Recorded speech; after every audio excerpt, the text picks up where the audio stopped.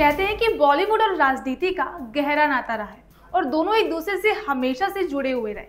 तो ऐसे में इस राजनीति के गलियारे में कई सारे सुपरहिट स्टार ने अपने पैर जमाने की कोशिश की, जिसमें से कई ऐसे एक्टर हैं जिन्होंने पॉलिटिक्स को बतौर दूसरे करियर के रूप में शुरू किया और उन्हें सक्सेस भी मिली। लेकिन बहुत से ऐसे भी स्टार्स हैं जिन्हें राजनीति रास ही नहीं आई और वो लौटकर वापस बॉलीवुड में आ गए। तो आज की इस स्टोरी में हम उन सारे सुपरस्टार की बात करेंगे जिन्होंने पॉलिटिक्स में अपने हाथ आजमाए।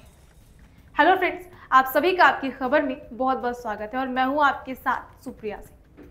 तो आपने कई बार देखा होगा कि कई बॉलीवुड सेलिब्रिटी एक्टर्स से पॉलिटिशियन बन जाते हैं, जिसमें से कुछ की जर्नी सक्सेस रही और कुछ की नहीं रही।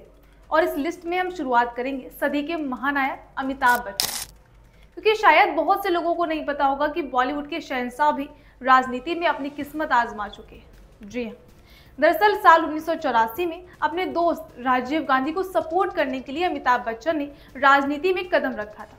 उन्होंने बॉलीवुड से ब्रेक लेकर प्रयागराज सीट से लोकसभा का चुनाव लड़ा और भारी मतों से जीते भी। लेकिन बिग बी को राजनीति रास नहीं आई और वो 3 साल बाद पॉलिटिक्स छोड़कर मुंबई आ गए। वहीं साल 1992 में शत्रुघ्न सिन्हा ने भारतीय जनता पार्टी ज्वाइन की और उनका पहला इलेक्शन अपने दोस्त और बॉलीवुड के पहले सुपरस्टार राजेश खन्ना से अपोजिट था, जहां शत्रुघ्न सिन्हा राजेश खन्ना से 25,000 वोटों से हार गए। लेकिन उसके बाद से दोनों के रिलेशन भी खराब हो गए।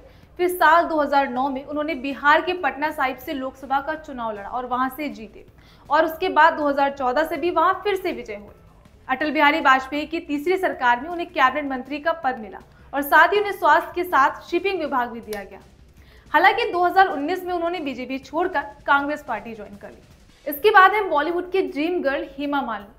उन्होंने भी एक्टिंग के साथ साथ पॉलिटिक्स में एंट्री ली और 2004 में उन्होंने बीजेपी ज्वाइन कर ली और बॉलीवुड में कई ब्लॉकबस्टर फिल्में देने वाली हेमा मालिनी ने 2014 में लोकसभा चुनाव में मथुरा से चुनाव लड़ा और जीतकर लोकसभा सांसद बन गई। उसके बाद 2019 के लोकसभा चुनाव में भी मथुरा की जनता ने उन्हें भारी मतों से विजयी बनाया। इसके बाद है अमिताभ बच्चन की वाइफ जया बच्चन, जिन्होंने अपने राजनीतिक करियर की शुरुआत समाजवादी पार्टी से की। साल 2004 में राजनीति से जुड़ने के बाद वो 2004 से लेकर 2006 तक सपा के उत्तर प्रदेश से राज्यसभा सदस्य चुनी गई। आपको बता दें कि अब वो चौथी बार राज्यसभा सदस्य बनी। फिर है भोजपुरी फिल्मों के सुपरस्टार रवि किशन, जिन्होंने साल 2019 में भाजपा की टिकट पर लोकसभा चुनाव लड़ा। बता दें कि पहले ये सीट उत्तर प्रदेश के मुख्यमंत्री योगी आदित्यनाथ का गढ़ थी, लेकिन 2017 में उन्होंने इस सीट को छोड़ दिया था।